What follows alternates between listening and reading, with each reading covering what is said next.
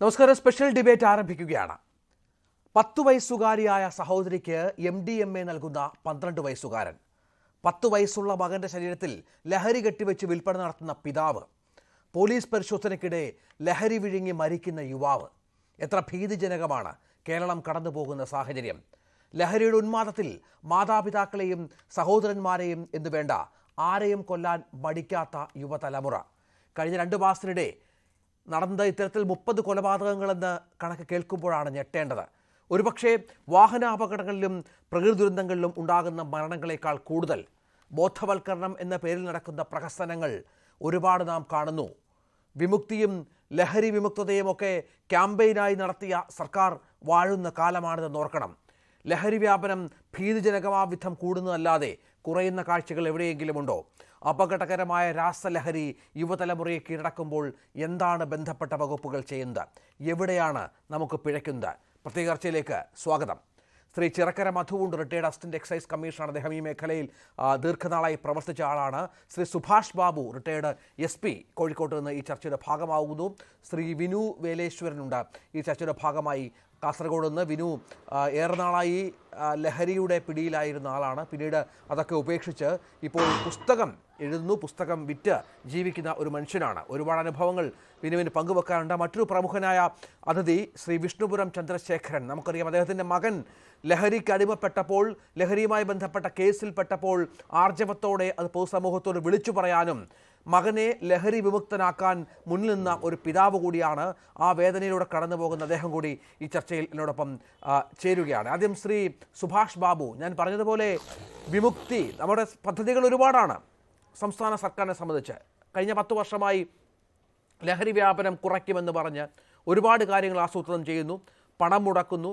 നമുക്കറിയാം, ഡിപ്പാർട്ട്മെൻറ്റ് തലത്തിലുള്ള നിരവധി പ്രവർത്തനങ്ങൾ ഉണ്ട് എന്നും മനസ്സിലാകുന്നു. പക്ഷേ എന്താണ് യഥാർത്ഥത്തിൽ നമ്മുടെ സംസ്ഥാനം സംഭവിച്ചുകൊണ്ടിരിക്കുന്നത്?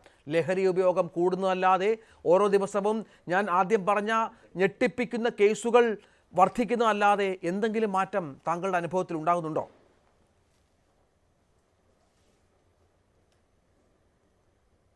അനുഭവത്തിലുണ്ട്. പക്ഷേ ഇപ്പോൾ അടുത്ത കാലത്ത് ഉണ്ടാകുന്ന നമ്മുടെ അനുഭവങ്ങളൊക്കെ അതിന് വിപരീതമാണെന്ന് മാത്രം. മുമ്പൊക്കെ കാര്യങ്ങളൊക്കെ വന്നു കഴിഞ്ഞാൽ നിയന്ത്രിക്കാൻ ഒരു പരിധിവരെ നമ്മുടെ ഇവിടുത്തെ ഭരണ സംവിധാനങ്ങൾക്ക് സാധിച്ചിരുന്നു. രാഷ്ട്രീയ പാർട്ടികൾക്കും അതിന് ഒരു ഇച്ഛാശക്തി ഏറെക്കുറെ ഉണ്ടായിരുന്നു. ഇപ്പം അതുകൊണ്ട് ഏതാണ്ട് അതൊക്കെ കൈമോശം വന്ന അവസ്ഥയിലാണ് ഇപ്പോൾ ഉള്ളത്. കാരണം ഇതിനിപ്പോൾ പല പേരുകളിൽ ഇതിങ്ങനെ ലഹരി വിരുദ്ധ പ്രചാരണം എന്ന് പറയുന്നതല്ലാണ്ട് ഒരു ഭാഗത്ത് ലഹരിയെ തന്നെ ഗവൺമെൻറ് പ്രോത്സാഹിപ്പിക്കുന്നു.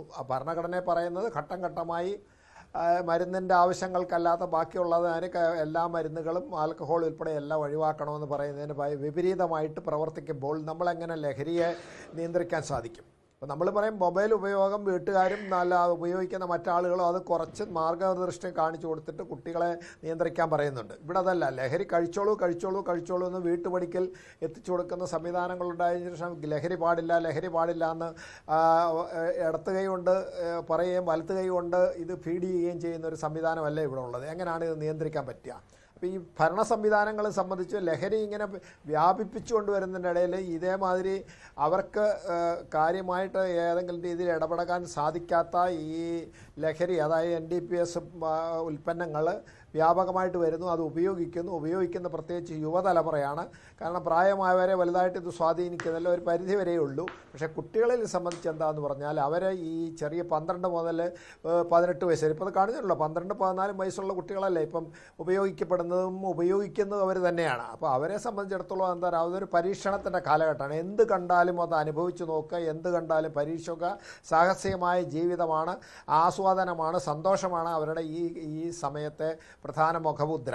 അവരുടെ ആവശ്യം അതാണ്. അതിനു വേണ്ടിയിട്ട് എന്താണ് കിട്ടുന്നത് എന്നുള്ളതിന് പോകും. ഇതിന് ലഭ്യതയാണല്ലോ സാർ പ്രധാന പ്രശ്നം. കാരണം ഇപ്പോൾ പത്രം തിരുവല്ലയിൽ നിന്ന് വരുന്നൊരു വാർത്ത, മുഹമ്മദ് ഷമീർ എന്ന 39-കാരൻ അറസ്റ്റിലായി. ഇയാളുടെ പണി തിരുവല്ലയിലെ പ്രൊഫഷണൽ കോളേജുകളിലടക്കം ഈ ലഹരി വിതരണം ചെയ്യുക എന്നുള്ളതായിരുന്നു.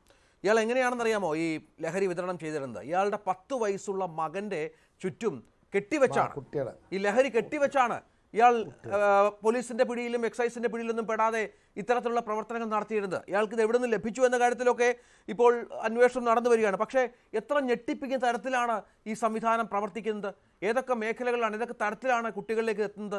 ഇതെങ്ങനെ തടുക്കാൻ കഴിയുമെന്നാണ് ഇതിൻ്റെ പ്രധാന പ്രശ്നം.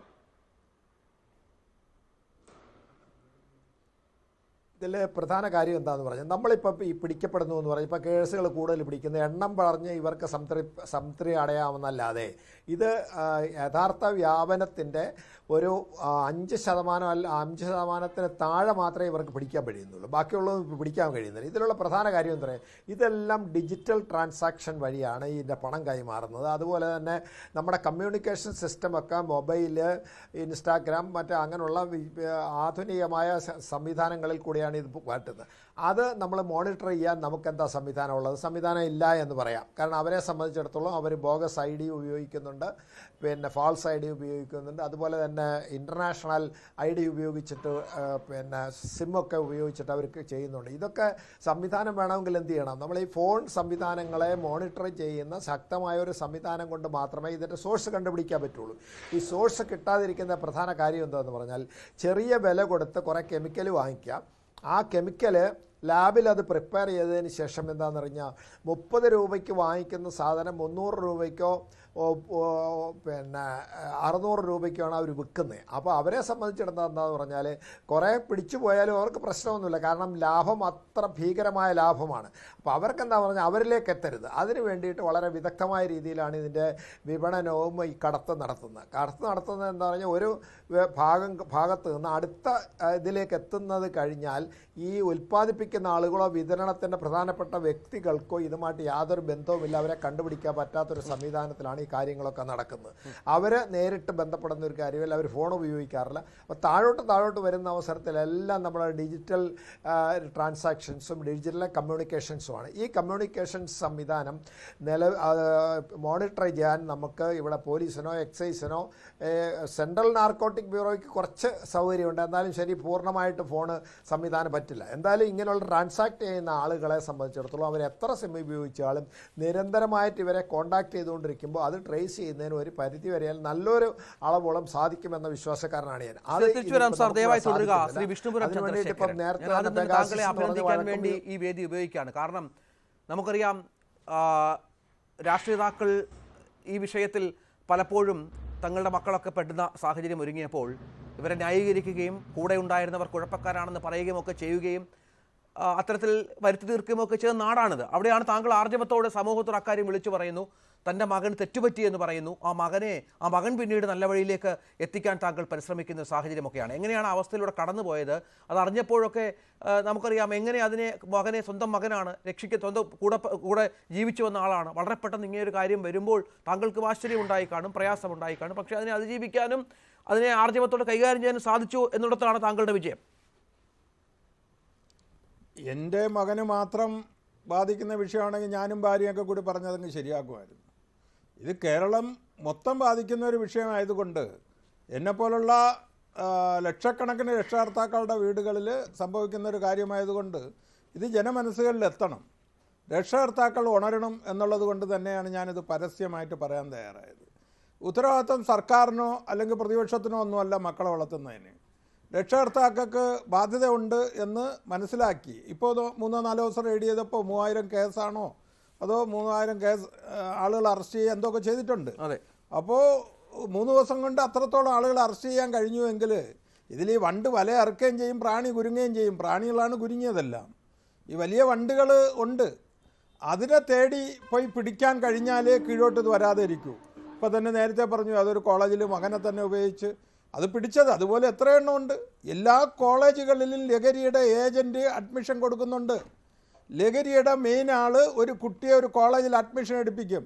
അത് കഴിഞ്ഞാൽ ആ കുട്ടി അവിടെ ഈ ആളുകളെ എല്ലാം തേടി പിടിച്ച് റെഡിയാക്കും. കുടിക്കാത്തവരെ കുടിപ്പിക്കും, കഴിക്കാത്തവനെ കഴിപ്പിക്കും. അത് കഴിഞ്ഞാൽ ഇത് ആവശ്യം പോലെ അവിടെ വിൽക്കും. അത്ര വലിയ റാക്കറ്റാണ് ഈ കേരളത്തിലെ ഈ ലഹരി എന്ന് പറയുന്നത്. ലഹരിയുടെ തലവനെ തൊടാൻ പോലീസിനും പേടിയാണ്, കാര്യം സ്ഥലം മാറ്റം കിട്ടും. ഭരണക്കാർക്കും പേടിയാണ്, കാര്യം ഫണ്ട് കിട്ടൂല. അപ്പോൾ സ്വാഭാവികമായിട്ട് കേരളം നശിച്ചുകൊണ്ടിരിക്കുകയാണ്. മറ്റ് സ്റ്റേറ്റുകളും അതുപോലെ ആയിരിക്കാം. എന്തായാലും കേരളത്തിനെ സംബന്ധിച്ചിടത്തോളം യുവാക്കൾ നശിക്കുന്നു, അതുപോലെ തന്നെ ഡോക്ടർമാർ, അതുപോലെ എഞ്ചിനീയർമാർ, സയൻറ്റിസ്റ്റുമാർ, ടെക്നോ പാർക്കൊക്കെ ഉള്ള മേഖലകളിലൊക്കെ ഇഷ്ടം പോലെ സെയിലാണ്. ഇവർ പറയുന്നത് ഒരു സെയിൽ മേഖലയാണ്. പിന്നെ തലസ്ഥാനം മാനവീയൻ റോഡ്, അതിനെ അടയ്ക്കണം. അവിടെ ഇത് മാത്രമാണ് നടക്കണമെന്നാണ്. അവിടെ ലഹരി കൊടുക്കുന്ന ഒരാൾ എന്നോട് നേരിട്ട് പറഞ്ഞാണ്, സാറേ ഒരു ദിവസം കൊണ്ട് 25 കേസ് പിടിച്ചു തരാം. ഞങ്ങളെ ഭാഷയിൽ സംസാരിച്ചാലേ അതറിയാം. അവർക്ക് പ്രത്യേക ഭാഷയുണ്ട്. ആ തലസ്ഥാനത്ത് മാനുവൽ റോഡ് അടയ്ക്കണം. അവിടെ നടക്കുന്ന മുഴുവൻ ലഹരിയാണ്. അപ്പോൾ കേരളത്തിൽ ഇത് ഉണർന്ന് പ്രവർത്തിക്കാതെ ഇപ്പോൾ എന്ത് വിഷയം വരുമ്പോഴും ഒന്ന് പ്രതികരിക്കുക, കുറച്ച് ദിവസം കഴിഞ്ഞാൽ അത് നിർത്തുക, അത് മാറ്റിയിട്ട് ശക്തമായിട്ട് ജനങ്ങൾ, ഇന്നലെ തന്നെ നാട്ടുകാർ പിടിച്ച കേസുകളുണ്ടല്ലോ, നാട്ടുകാർക്കും ആ ഉത്തരവാദിത്തമുണ്ട്. എല്ലാവരും കൂടി ഇറങ്ങിയാൽ ഇത് നമുക്ക് ഒഴിവാക്കാൻ കഴിയും. ഈ മകനോട് ഈ വിഷയത്തിൽ സംസാരിച്ചപ്പോഴൊക്കെ ഒരു പ്രതികരണമൊക്കെ എന്തായിരുന്നു എന്നുള്ളതാണ്. കാരണം ഇതിന് ലഭ്യത ഒരു പ്രധാന പ്രശ്നമാണല്ലോ. ഇത് അറിഞ്ഞിരുന്നില്ലല്ലേ കുറേ കാലം ഇങ്ങനെ ഒരു അപകടത്തിൽ മകൻ ചെന്നപ്പെട്ട കാര്യമൊക്കെ? ഇല്ല, അറിഞ്ഞില്ല. ഇത് നേരത്തെയൊക്കെയാണ്, പണ്ട് കാലത്ത് ഞാൻ ഈ ഒരുപാട് ആയിരക്കണക്കിന് ആളുകളെ മാറ്റിയിട്ടുണ്ട്. അന്ന് ഈ ചാരായമാണ്, അതൊരു മണമുണ്ട്. ദൂരം വച്ച എനിക്കറിയാതെ ചാരായം കുടിച്ചവനാണ്, പിടിച്ചു വിലക്കും വഴക്കുറയും അങ്ങ് പറഞ്ഞേക്കും. ഇപ്പോൾ ഇതിനൊരു മണമൊന്നും ഇല്ലല്ലോ. ഇത് അങ്ങ് അറിയാതെ പിന്നെ ഞങ്ങളൊക്കെ വരുമ്പോഴും പൊതുകാര്യങ്ങൾ കഴിഞ്ഞ് വരുമ്പോൾ സ്വപ്പം താമസിക്കും. ഞാൻ മുഴുവൻ മകനെ കുറ്റം പാടില്ല, പകുതി രക്ഷകർത്താവ് നിലയിൽ എൻ്റെ നോട്ടക്കുറവ് അതിലുണ്ട്. എന്നാലും പറഞ്ഞതനുസരിച്ച് ഈ കോളേജുകളിലെ അഡ്മിഷൻ, അതുപോലെ തന്നെ 20 മിനിറ്റ് കൊണ്ട് 5000 രൂപ അയച്ചു കൊടുത്താൽ 20 മിനിറ്റിൽ ലഹരി കിട്ടും. അതിൻ്റെ ഫോട്ടോ അയച്ചു കൊടുക്കും, ലൊക്കേഷൻ അയച്ചു കൊടുക്കും. ഈ ഭക്ഷണമൊക്കെ ഈ സ്വിഗ്ഗിയൊക്കെ കൊണ്ട് കൊടുക്കുമല്ലോ, അതേപോലെയാണ് ഈ സാധനം കൊണ്ടു കൊടുക്കുന്നത്. ഇത് പോലീസൊന്നും കാണുന്നില്ലേ? ഇവിടെ എന്തെല്ലാം സംവിധാനമുണ്ട്. Narcotic cell, DYSP, 4-5 jeep, circle, CI, മാസത്തിൽ ഒരു കേസെങ്കിലും പിടിക്കണ്ടേ? അതുപോലെ ബ്ലൈഡ് സെല്ലും ഇതും രണ്ടും ഒന്നിച്ച് പ്രവർത്തിക്കേണ്ടതാണ്. കാര്യം ബ്ലൈഡ് എടുത്താണ് ഈ പിള്ളേർ വഷളാവുന്നത്.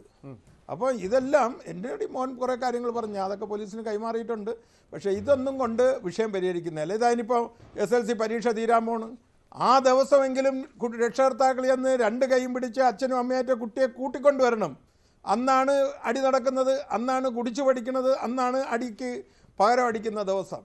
ആ ദിവസമെങ്കിലും ഭരണക്കാർ സംരക്ഷിക്കുമെന്ന് പറഞ്ഞ് നിൽക്കാതെ കുട്ടികളെ അച്ഛനും അമ്മയുമായിട്ട് ഇടത് കൈയിലും വലത് കൈയിലും പിടിച്ച് 1 കിലോമീറ്ററെങ്കിലും നടന്ന് മക്കളെ അഭിമാനത്തോട് കൊണ്ടുവരാൻ കഴിഞ്ഞാൽ ആ ദിവസം തന്നെ ഒരുപാട് മാറ്റം ഉണ്ടാക്കാൻ കഴിയും. രക്ഷകർത്താക്കൾ മുമ്പോട്ട് വരണം ഇത് പരിഹരിക്കണമെങ്കിൽ. തീർച്ചയായും അത് പ്രധാനപ്പെട്ടൊരു പോയിന്റാണ്. ശ്രീ ചിറക്കര മധു, താങ്കൾക്ക് ഡിപ്പാർട്ട്മെൻറ്റിൽ പ്രവർത്തിച്ചപ്പോഴും അദ്ദേഹം അസിസ്റ്റൻ്റ് എക്സൈസ് ഓഫീസർ കമ്മീഷണറായി ദീർഘകാലം പ്രവർത്തിച്ചിരുന്ന ആളാണ്. അദ്ദേഹം ഈ വിഷയത്തിൽ ഇടപെടുകയും നിരവധി കേസുകൾ പിടിക്കുകയും മറ്റും ചെയ്തതാണ്. ഞാൻ ഇന്ന് രാവിലെ ഒരു എക്സൈസ് ഉദ്യോഗസ്ഥരോട് ഈ ചർച്ചയുടെ ടോപ്പിക്ക് തീരുമാനിച്ചപ്പോൾ ദീർഘനേരം സംസാരിച്ചു. അദ്ദേഹം പറഞ്ഞൊരു പ്രധാന കാര്യം, ഈ 300 എക്സൈസ് ഉദ്യോഗസ്ഥർക്ക് മാത്രമാണ് കേസെടുക്കാൻ അധികാരമുള്ളത് കേരളത്തിൽ. ഉദ്യോഗസ്ഥരുടെ എണ്ണം 5000 കടക്കുകയാണെങ്കിൽ തന്നെയും. കാരണം നമ്മുടെ നിയമം, നമ്മുടെ സംവിധാനം, നമ്മുടെ ആക്ട് അത്രത്തോളം ദുർബലമാണ്. അത് എങ്ങനെയൊക്കെ അതിനെ ഈ പറഞ്ഞ വിഷയത്തെ ലഘൂകരിക്കാമോ അതിനുള്ള എല്ലാ വഴികളുമുള്ള ഒരു ആക്ട് കൂടിയാണിത്. ഇത് ഏറ്റവും കൂടുതൽ സഹായകമാകുന്നത് ഇത്തരക്കാർക്കാണ്, ഈ കടത്തുകാർക്കാണ്. അതിൻ്റെ കൃത്യമായ ലൂപ്പ് ഹോൾസ് അവർക്കറിയാം, അത് കൃത്യമായി ഉപയോഗിക്കുന്നുണ്ട്. അങ്ങനെ ഒരുപാട് പഴുതുകളുള്ള ഒരു സംസ്ഥാനത്തിരുന്നാണ് നമ്മൾ ഇങ്ങനെ ഇതിനെയൊക്കെ ഇല്ലാതാക്കണം, നിഷ്കാസനം ചെയ്യണം എന്ന് പറയുന്നത്.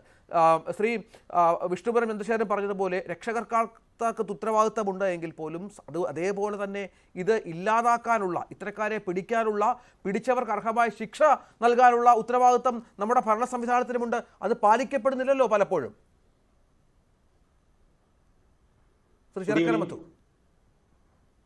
ഇദ്ദേഹം പറഞ്ഞതിനോട് അനുബന്ധമായി ഞാൻ പറയാം. നമ്മുടെ എക്സൈസ് വകുപ്പിലും എടുക്കുകയാണെന്നുണ്ടെങ്കിൽ എക്സൈസ് ഇൻസ്പെക്ടർക്കും അതിന് മുകളിലുള്ള ഉദ്യോഗസ്ഥന്മാർക്കും മാത്രമേ നർക്കോട്ടിക് കേസുകൾ എടുക്കാനും രജിസ്റ്റർ ചെയ്യാനും കഴിയുള്ളൂ. പോലീസിലാണെങ്കിൽ SHO ആയിരിക്കുന്ന ആളാണോ അദ്ദേഹത്തിന് മുകളിലുള്ള ഓഫീസർമാർക്ക് മാത്രമേ കഴിയുള്ളൂ. പോലീസ് ഇൻസ്പെക്ടർ തൊട്ട് മുകളിലോട്ടുള്ളവർക്കേ കഴിയുള്ളൂ. ഇതാണ് ആ എണ്ണത്തിന്റെ കാര്യം പറഞ്ഞത്. എക്സൈസിൽ ഇത് ഏകദേശം ഒരു 700-നടുത്ത് ആളുകൾ മാത്രമേ വരികയുള്ളൂ ഇപ്പോഴത്തെ അവസ്ഥയിൽ. അപ്പൊ അതാണ് അദ്ദേഹം പറഞ്ഞതിന്റെ ഒരു കാര്യം. പിന്നെ നമ്മൾ ഇപ്പൊ ചർച്ചയിൽ വന്ന കാര്യത്തിൽ എനിക്ക് ഒരു അഭിപ്രായം പറയാനുള്ളത്, ഈ എക്സൈസ്, പോലീസ് എന്നിവ എന്തുകൊണ്ട് ഇതിനെ കണ്ടുപിടിക്കുന്നില്ല എന്നൊരു ചോദ്യം വന്നു. അപ്പൊ അതിന്റെ ഒരു വിശദീകരണം ഞാൻ ഒന്ന് പറഞ്ഞുകൊള്ളട്ടെ. പറയാം സാർ, പറയാം. ഓക്കെ. അപ്പം എന്താ ഇതിന്റെ വിഷയം എന്ന് പറഞ്ഞാല്, ഇപ്പൊ ബോംബെ തുറമുഖം അല്ലെങ്കിൽ ഗുജറാത്തിലുള്ള ചില തുറമുഖങ്ങൾ കേന്ദ്രീകരിച്ചാണ് കൂടുതലും ലഹരി മരുന്നുകൾ വരികയും അത് രാജ്യത്തേക്ക് പ്രചരിപ്പിക്കപ്പെടുകയും ചെയ്യുന്നത്. ഇത് അവിടെ ഒരു കണ്ടെയ്നറിനകത്ത് ഈ മരുന്ന് വരികയാണെന്നുണ്ടെങ്കിൽ അത് 500 കോടിയോ 1000 കോടി രൂപ വിൽപ്പനയ്ക്കുള്ള സാധനമാണ് ഈ വരുന്നത്. ഇത് 1-2 ദിവസം കൊണ്ട് തന്നെ നമ്മുടെ എല്ലാ സംസ്ഥാനങ്ങളിലേക്കും എത്തുന്നതിനുള്ള ഒരു നെറ്റ്വർക്കാണ് ഈ കടത്തുകാർക്കുള്ളത്. ഈ നെറ്റ്വർക്ക് മുഖാന്തരം നമ്മുടെ സ്റ്റേറ്റിലേക്ക് ഇത് എത്തിയാൽ എല്ലാ ജില്ലകളിലേക്കും ഇത് മണിക്കൂറുകൾ കൊണ്ട് എത്തുന്നതാണ് ഇതിന്റെ അവസ്ഥ. ഇതിൽ നമ്മൾ മനസ്സിലാക്കേണ്ടത് നമ്മുടെ കൂടെയുള്ള എല്ലാ തൊഴിൽ മേഖലകളിലുമുള്ള ഏറ്റവും ഉയർന്ന തൊട്ട് ഏറ്റവും താഴ്ന്ന വരെയുള്ള തൊഴിൽ മേഖലകളിലുള്ള എല്ലാ ആളുകളിലും 1% ആളുകൾ ഇവരുടെ കൂടെ ഉണ്ടാവും എന്ന് നമ്മൾ കരുതിക്കോണം.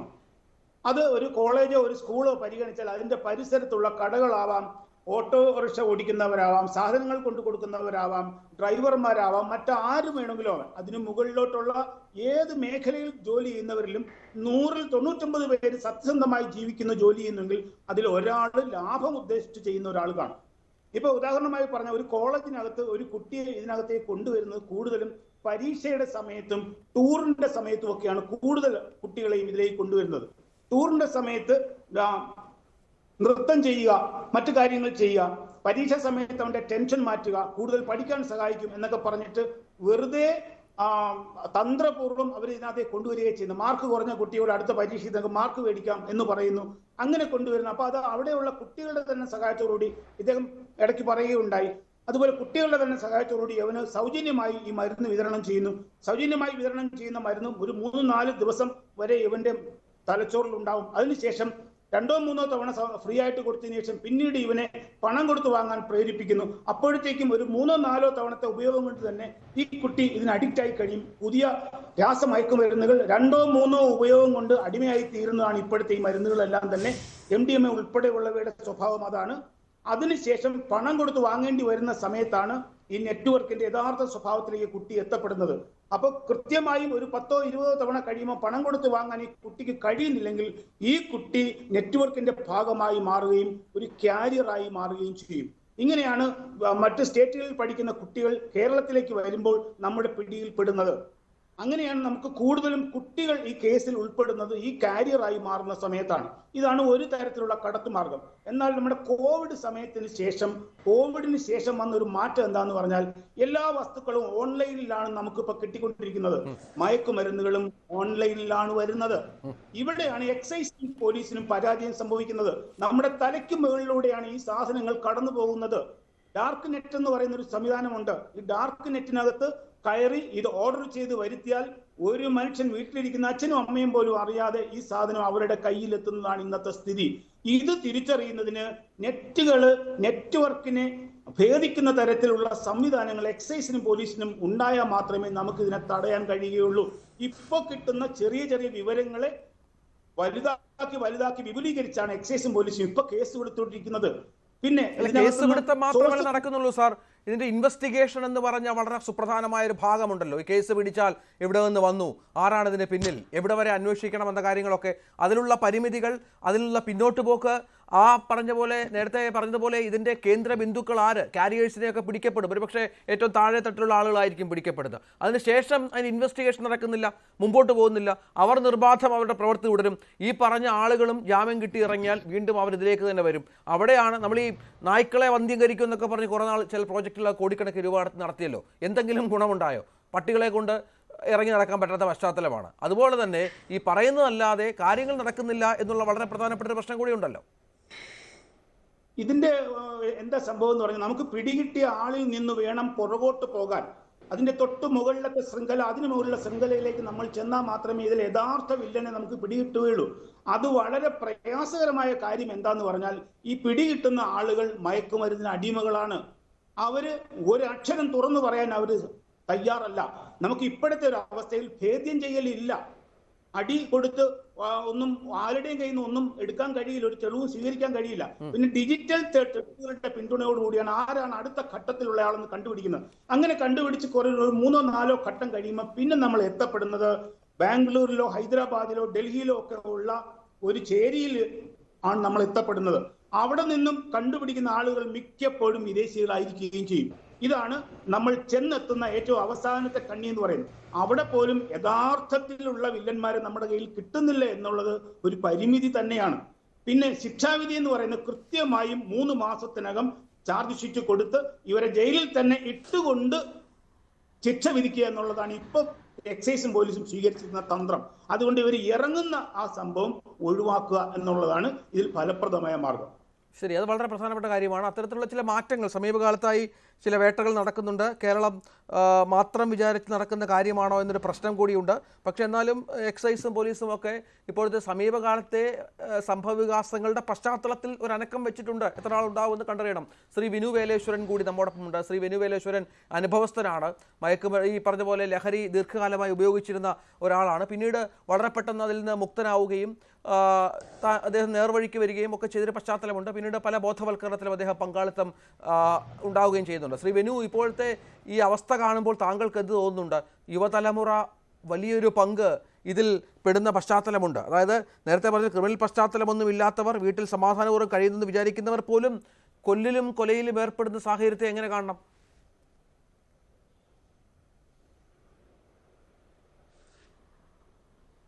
നീണ്ട 25 വർഷത്തെ ലഹരിയുടെ ലോകത്തുനിന്നും ഞാൻ ജീവിതത്തിലേക്ക് തിരിച്ചെത്തിയിട്ട് 2 വർഷമായുള്ളൂ. അതുകൊണ്ട് ഞാൻ ആദ്യമായിട്ടാണ് ഇങ്ങനത്തെ ഒരു ചാനൽ ചർച്ചയിലിരിക്കുന്നത്. തനി നാട്ടുംപുറത്തുകാരാണ്, അതിൻ്റെ പരിമിതികളുണ്ട്. ആദ്യമായി ഞാൻ ഇങ്ങോട്ട് പറയുന്നതാണ്. അതുകൊണ്ട് പറയുന്നത് ഈ ഇപ്പോൾ സമൂഹത്തിൽ നടക്കുന്ന ഈ ലഹരി മാഫിയയും കുട്ടികൾപ്പെട്ടുള്ള അവസ്ഥയും പല സ്ഥലങ്ങളിലും കാണാൻ ഇടയായിട്ടുണ്ട്. ഇപ്പോൾ അടുത്ത കാലത്ത് തന്നെ എൻ്റെ മുമ്പിൽ വെച്ചിരുന്ന ഒരു രാത്രി കണ്ട ഒരു അപകട ദൃശ്യം, അത് ലഹരിയുടെ പുറത്താണ് ഒരു കാറിൽ വന്നിട്ട് വീണത്. പക്ഷേ എന്നിട്ടും അവരെല്ലാം ഹോസ്പിറ്റലിൽ എത്തിയിട്ടും അവരന്വേഷിച്ച് വരുന്ന കുറച്ച് പേര് അവരന്വേഷിച്ച് വരുന്നത് അവരും ഒരു അസമയത്താണ്. അവരും പറഞ്ഞ ഒരാൾക്ക് പോലും നിൽക്കാൻ പറ്റാത്ത സ്ഥിതിയാണ്. കാരണം അവരാരും മണക്കുന്നില്ല.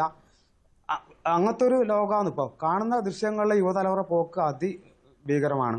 പിന്നെ എൻ്റെ അനുഭവം എന്ന് പറഞ്ഞാൽ തീർത്തും എല്ലാ ദിവസവും ഈ 25 വർഷങ്ങൾക്ക് ഒരു ദിവസം കൂടെ കുടിക്കാനുണ്ട്. ചിലപ്പോൾ ഒരു ദിവസം ഒഴിഞ്ഞിട്ടുണ്ടാകും, അത് കയ്യിൽ കാശില്ലാത്തതുകൊണ്ടേക്കും. അങ്ങനെ ആ ഒരു ലോകത്തിനാണ് വന്നത്. ഞാനിപ്പോൾ ഈ വേദിയിൽ ഇരിക്കുന്ന കാരണം എന്നെ ഈ ലഹരിയുടെ തിരിച്ചെത്തിയ അക്ഷരങ്ങളാണ്. ഈ അക്ഷരങ്ങളിൽ എന്നെക്കത്തിച്ച മനുഷ്യ ദൈവങ്ങളാണ് ഞാൻ ഇവിടെ ഇരിക്കുന്നതിന് യഥാർത്ഥ കാരണം. കാരണം ഞാനൊരു ഇത് മാത്രം പുസ്തകങ്ങളായി വന്ന ഹരീൻ ഓർത്തോച്ചേരി, ഹരീനോട് കാഞ്ഞങ്ങാട്ട് നന്മവരം പ്രവർത്തകരായ എൻ്റെ ടീച്ചറമ്മ സലാമിക്ക ഇവരായിട്ടും എത്തിയിട്ട് പുസ്തകങ്ങൾ 5-8 പുസ്തകങ്ങൾ, വിക്ടർ ഹുഗോയുടെ പാവങ്ങൾ, അങ്ങനത്തെ പുസ്തകങ്ങൾ വന്നിട്ട് അതിലൂടെ ഞാൻ ജീവിതത്തിലേക്ക് എത്തി. അത് കൂടെ മാത്രമല്ല, സ്നേഹമാണ് അവർ ചേർത്ത് പിടിച്ച സ്നേഹത്തിലൂടെയാണ് ഞാൻ ജീവിതത്തിലേക്ക് തിരിച്ചത്. പിന്നെ വായനയാണ് ഏറ്റവും വലിയ ലഹരിയായ എനിക്ക്. ഞാൻ കണ്ട ഇതുവരെ 25 കൊല്ലം അനുഭവിച്ച ലഹരി ഒന്നുമല്ലെന്നും വായനയും പിന്നെ അതിലൂടെ ജനിച്ച മനുഷ്യത്വപരമായ സേവനങ്ങളിലൂടെ അതിലാണ് ഞാൻ ജീവിതത്തിലേക്ക് തിരിച്ചു വന്നത്. അതാണ് ഏറ്റവും വലിയ ലഹരിയെന്നും. കാരണം ഇപ്പോൾ ഞാൻ സഞ്ചരിക്കുന്നത് അധികം പോലീസിൻ്റെ ലഹരി ബോധന ക്ലാസ്സിലെല്ലാം പോകും. പിന്നെ അധികം റെയിൽവേ ട്രാക്കിൽ വീണ ശവങ്ങൾ വാരാനെല്ലാം പോകും. അങ്ങനെ അതെല്ലാം സലാമിക്ക അവർ കൂട്ടി. പക്ഷെ അതിൽ നിന്നെല്ലാം ഭയങ്കര ലഹരി. പിന്നെ അനാഥ ശവങ്ങൾ നന്മവർ ചാറ്റോടെ എടുത്ത് കത്തിക്കാൻ പോകും. അങ്ങനെ പ്രവർത്തനങ്ങളിലും ഈ വായന, എഴുത്ത്, അതിൽ ജീവിത ലഹരി കണ്ടെത്തിയാണ്. ഞാൻ കുടിച്ച 25 കൊല്ലത്തെ ലഹരി ഒന്നും തിരിച്ചറിഞ്ഞത് ഇപ്പോൾ ഈ സന്ദർഭങ്ങളിലാണ്. തീർച്ചയായും അങ്ങനെ ഒരു തിരിച്ചുവരവിലേക്ക് ജീവിതം എത്തിച്ച ലഹരി യഥാർത്ഥ ലഹരി അല്ല, മറ്റു പലതുമാണ്, ജീവിതമാണെന്നും വായനയാണെന്നും ഒക്കെ മനസ്സിലാക്കിയ ഒരു മനുഷ്യൻ കൂടി അദ്ദേഹം. മറ്റു പ്രധാനപ്പെട്ട അതിഥികളിലേക്ക് വളരെ പെട്ടെന്ന് വരണം ഒരു ഇടവേളയ്ക്ക് ശേഷം.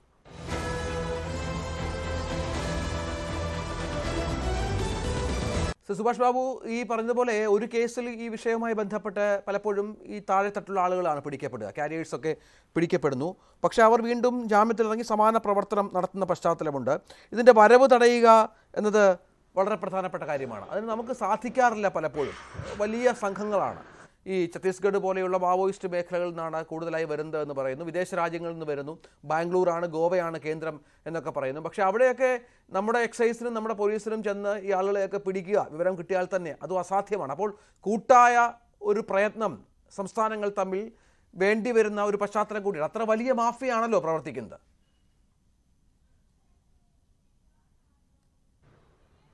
തീർച്ചയായിട്ടും ഇതിൽ നമ്മൾ ഈ നാർക്കോട്ടിക്കിനെ നിയന്ത്രിക്കാൻ വേണ്ടിയിട്ട് ആകെ പറയുന്ന കാര്യം എന്താണെന്ന് പറഞ്ഞാൽ പിന്നെ കട്ട് സപ്ലൈ ആൻഡ് റെഡ്യൂസ് ഡിമാൻഡിനെ കുറയ്ക്കണമെങ്കിൽ ഈ സപ്ലൈ കട്ട് ചെയ്യണം. സപ്ലൈ കട്ട് ചെയ്യുക എന്ന് പറയുന്നത് സാധിക്കുന്നില്ല എന്നുള്ളത് നമ്മുടെ ഇവിടുത്തെ പ്രധാന പ്രശ്നം. അത് പ്രധാനമായിട്ട് എന്താണെന്ന് പറഞ്ഞു കഴിഞ്ഞാൽ ഇതിനകത്ത് നമ്മളിപ്പോൾ പറയും മറ്റവരെ പിടിക്കണം മറിച്ചവരെ പിടിക്കണം എന്ന് പറഞ്ഞു. ഇതിലെന്താന്ന് പറഞ്ഞാൽ ആകെ ഒരു ബന്ധം, ഈ പറയുന്ന പ്രതി നമ്മൾ പിടിക്കപ്പെടുന്ന ആൾ പറയും ഞാൻ ഇന്നാളിൽ നിന്ന് വാങ്ങിച്ചു, അയാൾ അവിടുത്തെ ആളെ പിടിച്ചാൽ അതിൻ്റെ വേറെ ഞാൻ ഇന്നാളുടെ അടുത്ത് വാങ്ങിച്ചു. എന്താ തെളിവ്? തെളിവില്ല. അപ്പോൾ പോലീസിനെ സംബന്ധിച്ചിടത്തോളം, ഇൻവെസ്റ്റിഗേറ്റിംഗ് ഓഫീസറെ സംബന്ധിച്ചിടത്തോളം ഈ വ്യക്തിയെ ഇതുമായിട്ട് ബന്ധപ്പെടുത്തുന്നതിന് ഒരു വാചികമായ തെളിവ് കൊണ്ട് സാധിക്കുന്നില്ല. പിന്നെ ആകെ തെളിയിക്കാൻ പറ്റുന്ന എന്താണെന്ന് പറഞ്ഞാൽ ഡിജിറ്റൽ തെളിവാണ്. അത് കോണ്ടാക്റ്റ് ടോയിൻഡാറ്റ് ഉണ്ട്, അതല്ലേ മണി ട്രാൻസാക്ഷൻ ഉണ്ടെങ്കിൽ ആ മണി ട്രാൻസാക്ഷൻ സംബന്ധിച്ചുള്ള കാര്യങ്ങളും ആ മണി ട്രാൻസാക്ഷനെ തുടർന്നിട്ട് ഇവർ കോണ്ടാക്ട് ചെയ്ത് ഏതെങ്കിലും സ്ഥലത്ത് സപ്ലൈ കൊടുക്കുന്നതിനെ സംബന്ധിച്ചുള്ള മെസ്സേജുകൾ ഏതെങ്കിലും വരികയാണ്. എന്തായാലും അയാൾക്ക് സാധനം സപ്ലൈ ചെയ്യണമെങ്കിൽ ഏതെങ്കിലും ഒരു സ്ഥലത്തു നിന്ന് അത് വാങ്ങിച്ചാൽ ഇന്ന വ്യക്തികളെ അല്ല ഇന്ന സ്ഥലത്തു നിന്ന് എടുത്തോളൂ എന്ന് പറയേണ്ട ഒരു കമ്മ്യൂണിക്കേഷൻ കിട്ടും. ആ കമ്മ്യൂണിക്കേഷനിൽ കൂടെ മാത്രമല്ലാതെ ഇന്നത്തെ കാലത്ത് അത് ഒരു യഥാർത്ഥ വ്യക്തികളിലേക്ക് പോകാൻ സാധ്യമല്ല.